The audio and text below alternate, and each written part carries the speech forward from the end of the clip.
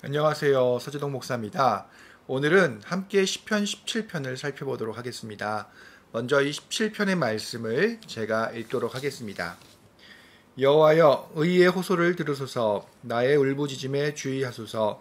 거짓되지 아니한 입술에서 나오는 나의 기도에 귀를 기울이소서. 주께서 나를 판단하시며 주의 눈으로 공평함을 살피소서. 주께서 내 마음을 시험하시고 밤에 내게 오시어서 나를 감찰하셨으나 흠을 찾지 못하셨사오니 내가 결심하고 입으로 범죄하지 아니하리이다. 사람의 행사로 논하면 나는 주의 입술의 말씀을 따라 스스로 삼가서 포악한 자의 길을 가지 아니하였사오며 나의 걸음이 주의 길을 굳게 지키고 실족하지 아니하였나이다. 하나님이여, 내게 응답하시겠으므로 내가 불렀사오니 내게 귀를 기울여 내 말을 들으소서. 주께 피하는 자들을 그 일어나 치는 자들에게서 오른손으로 구원하시는 주여, 주의 기이한 사랑을 나타내소서.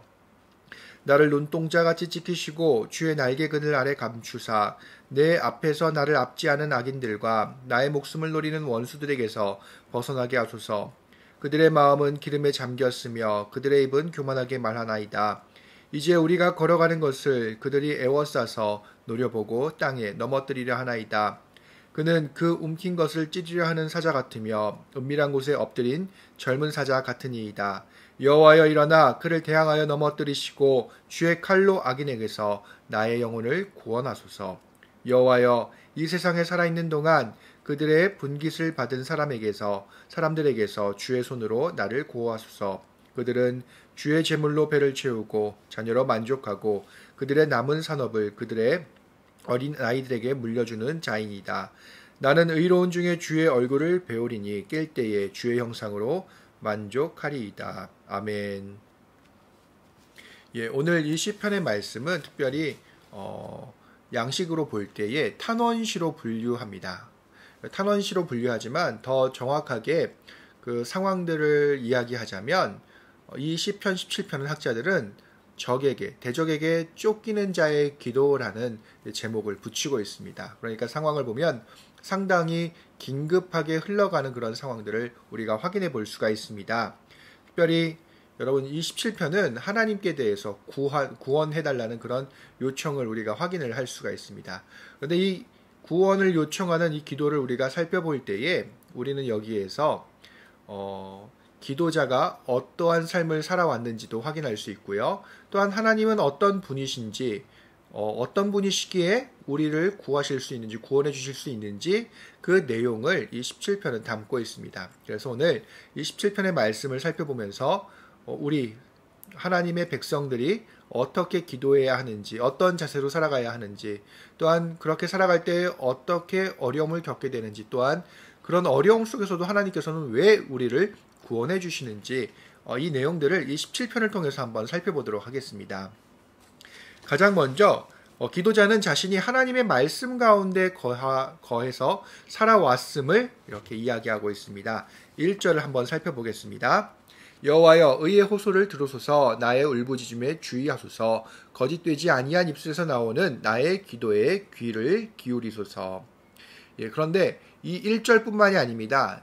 2절부터 5절을 보시면 이 기도자가 어떠한 삶을 살았는지 우리가 확인해 볼 수가 있습니다. 제가 이어서 읽겠습니다.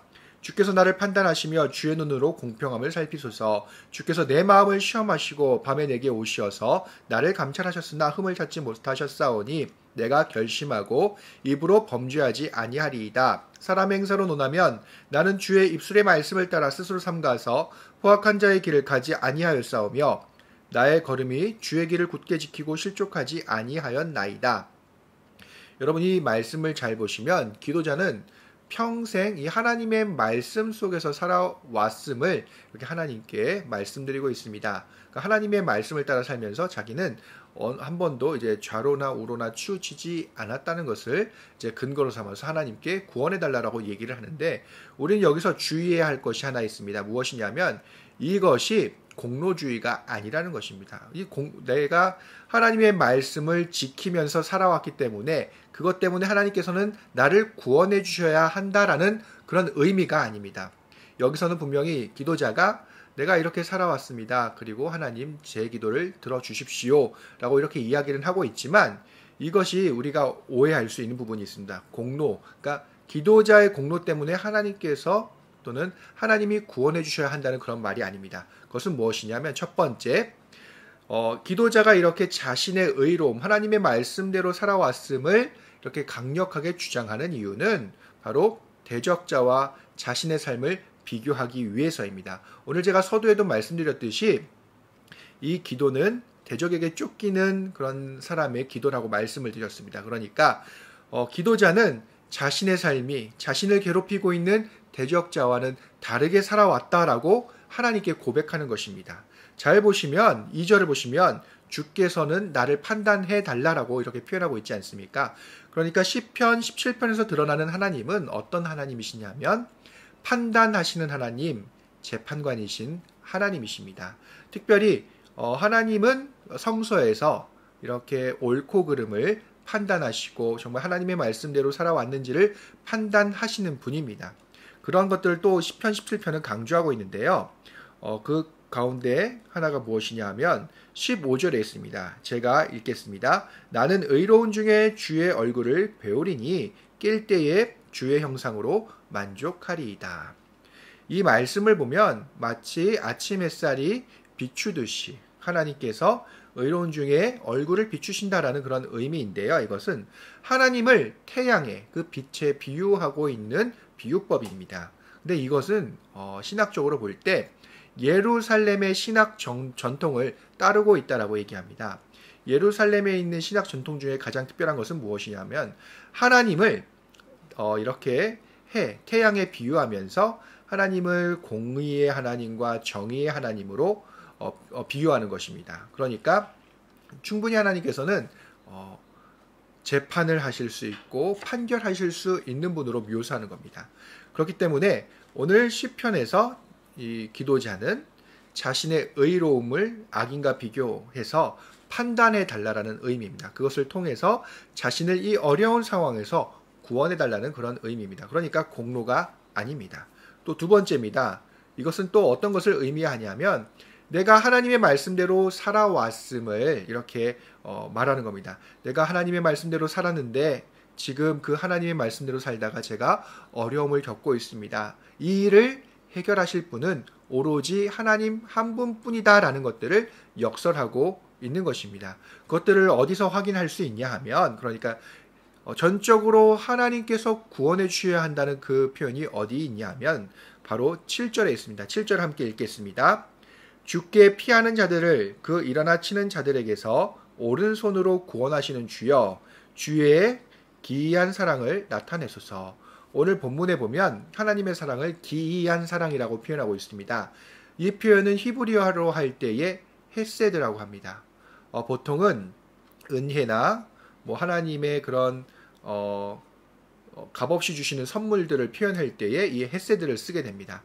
그러니까 쉽게 얘기하면 우리가 전혀 이성으로는 이해할 수 없는데 항상 베푸시는 그 하나님의 사랑을 성경에서는 헤세드라고 얘기합니다. 그러니까 이 헤세드라는 표현을 성서학자들은 번역할 때에 이해할 수 없기 때문에 기이한 사랑이라고 이제 번역하고 있는 것입니다.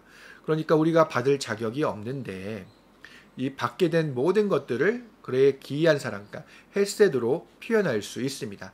그러니까 이 기도를 드리는 사람도 자기가 정말 하나님의 말씀대로 살면서 겪게 되는 그 어려움, 그것들을 해결해 주실 분은 오로지 하나님 한 분밖에 없기 때문에 기이한 사랑을 베푸시는 그 하나님께 자신을 구원해 달라고 호소하고 있는 것입니다. 그러니까 6절에서도 이렇게 이야기하지 않겠습니까?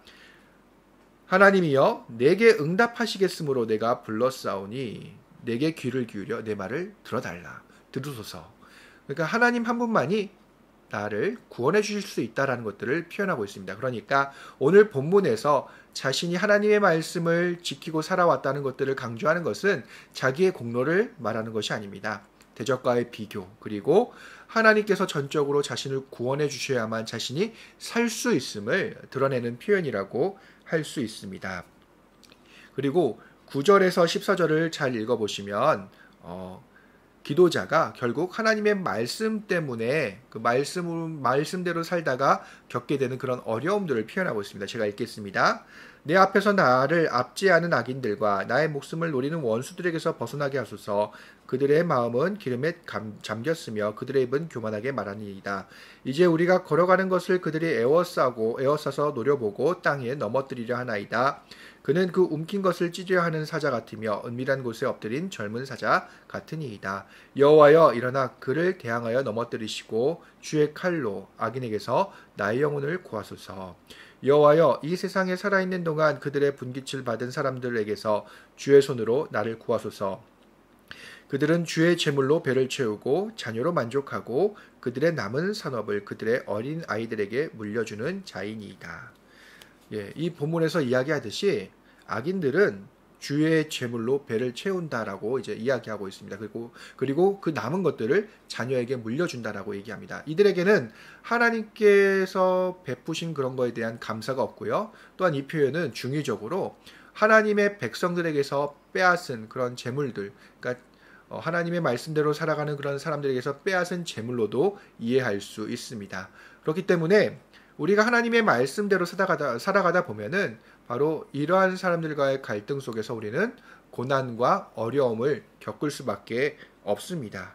그런데 바로 오늘 이 본문에서는 결론적으로 이 기도자의 모습을 통해서 그가 살아왔던 하나님 앞에 고백하는 그의 모습을 통해서 우리가 어떻게 살아야 하는지 그리고 우리가 왜 기도해야 하는지 분명하게 가르쳐주고 있습니다. 우리는 하나님의 말씀대로 그의 거룩함과 공의로움에 따라서 살아가야 합니다. 거짓 없이 살아가야 합니다. 또한 우리는 우리의 고난을 하나님께 말씀드릴 수 있어야 합니다. 우리는 우리의 그런 공로를 하나님 앞에 주장할 수 없습니다.